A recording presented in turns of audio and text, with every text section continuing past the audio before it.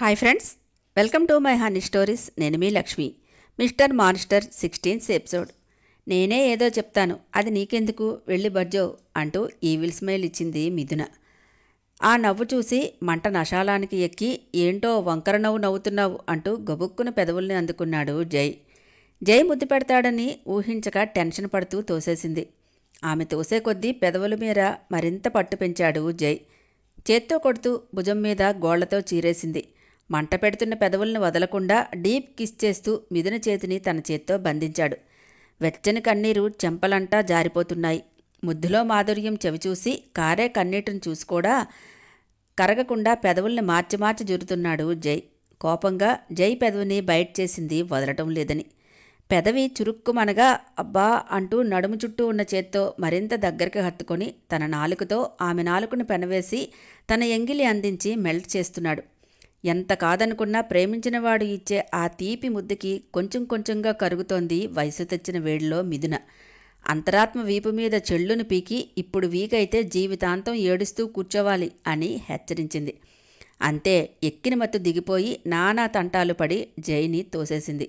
ఏయ్, ఎందుకే మిడతలా గింజుకుంటావు అని చిరాకు పడ్డాడు, మధ్యలో బ్రేక్ వచ్చిందనే అసహనంతో రేగి. నా ఇష్టం లేకుండా నువ్వు నీ ఇష్టానికి బిహేవ్ చేస్తే ఊరుకోను జై అంటూ అరిచింది మిథున. ఊరుకోక ఏం చేస్తావే అంటూ మళ్లీ మీదకు వచ్చాడు. అరిచి గోల చేస్తాను, మావయ్య గారి ముందు నీ పరువు తీస్తాను, నన్ను హెరాస్ చేస్తున్నావని చూసుకో అంటూ తర్జని చూపించి బెదిరించింది. అసలు నువ్వు మనిషివేనా? ఛీ, ఇంత వల్గర్ మనిషి అనుకోలేదు. ఏ బాధ్యత లేని నీలాంటి వాడిని నాలాంటి ఏ ఆడపిల్ల ఇష్టపడదు.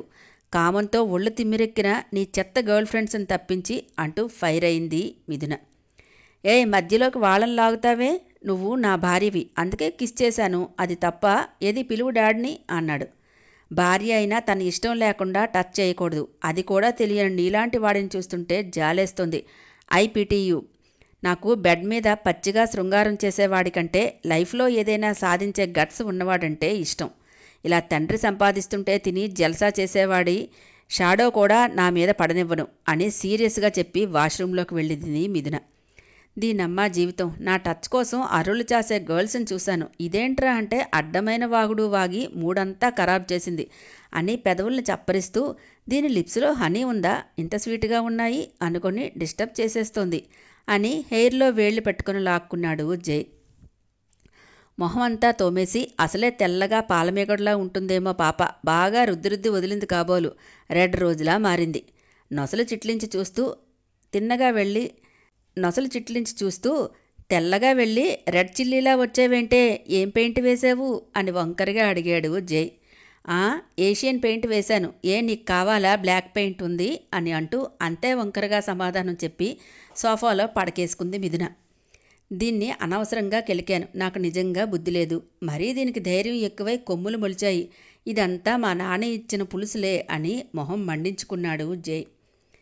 దాని పులుసు అనరు నాన్న, అలుసు అంటారు, నీ తెలుగు తగలడా అని కొక్కిరించింది అంతరాత్మ. ఆవేశంగా ఏదో పొడి చేద్దామని వచ్చావు, టాపిక్ ఎక్కడి నుంచి ఎక్కడికి తీసుకెళ్ళావు అంటూ యగాదిగా చూసి, బాగానే పని అనేట్లు ఉందే, వాచిన పెదవని చూసి కళ్ళు ఎగరేసింది ఇన్నర్. ఏదో నలుసు, ఏదైనా కాల్చుకు తినేదా కదా, అయినా నువ్వు నాకు సోల్లా లేవు, రంకుమొగుళ్ళలా ఉన్నావు, దొబ్బై అంటూ కసిరి బెడ్ ఎక్కి ఎలా పడుకుందో అలాగే నన్ను కూడా చావగొడుతోంది, ఏదో అనుకున్నాను, పెద్ద ముదిరే ఇది అంటూ తిట్టుకున్నాడు జై. నువ్వు నాకంటే దేశముద్రవి, ఫస్ట్ అది తెలుసుకో అంటూ సైడ్కి తిరిగింది మిథున. అరకోడి బుర్ర, దానికి అన్నీ బాగానే వినిపిస్తున్నాయి, ఈ టాలెంట్ కూడా ఏడ్చిందే నీకు అంటూ ఎద్దేవా చేశాడు. జై వైపు జాలిచూపులు చూసింది పాపం అంటూ ఇన్నర్. నువ్వెందుకు ఇప్పుడు ఓదార్పు యాత్ర చేస్తున్నావు అంటూ మొహం మండించుకున్నాడు. బేబీ, అరకోడి బ్రెయిన్ది కాదురా, నువ్వురా తింగర సచ్చినోడా అని తిట్టింది ఇన్నర్. అడుగుతుంటే అలా బేలచూపులు చూస్తావే అని కసిరాడు.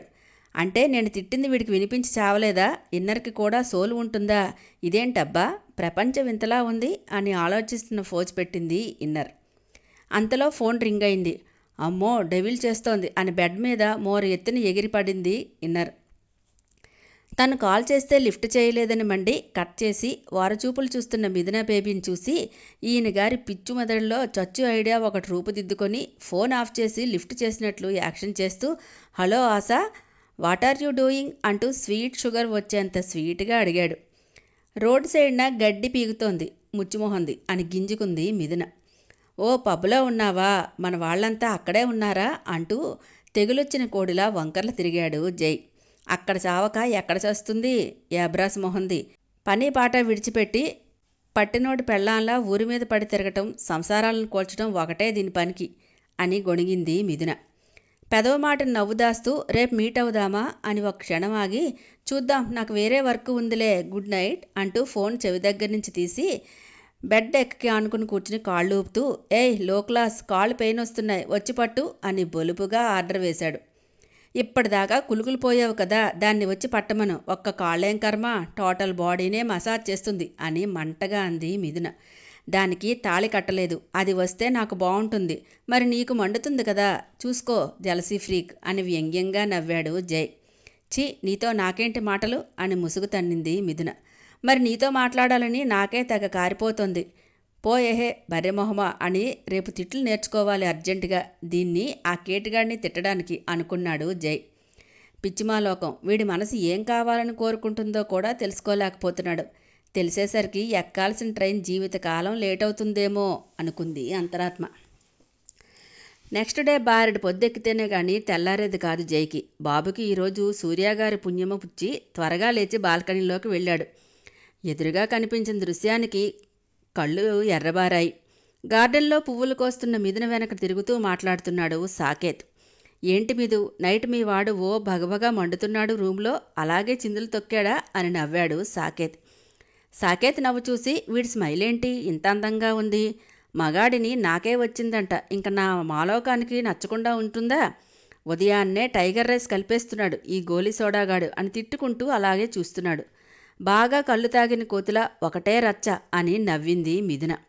నా దగ్గర మొహం మీద పాప్కార్న్ వేయిస్తుంది, వాడితో ఎంత ప్లెజెంట్గా నవ్వుతుందో అంటూ పళ్ళు పటపటా కొరికాడు జై.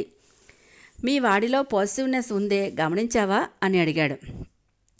కొవ్వు కూడా అంతే ఉంది బావా, మనిషిలో అహం ఎక్కువ అంది మిథున.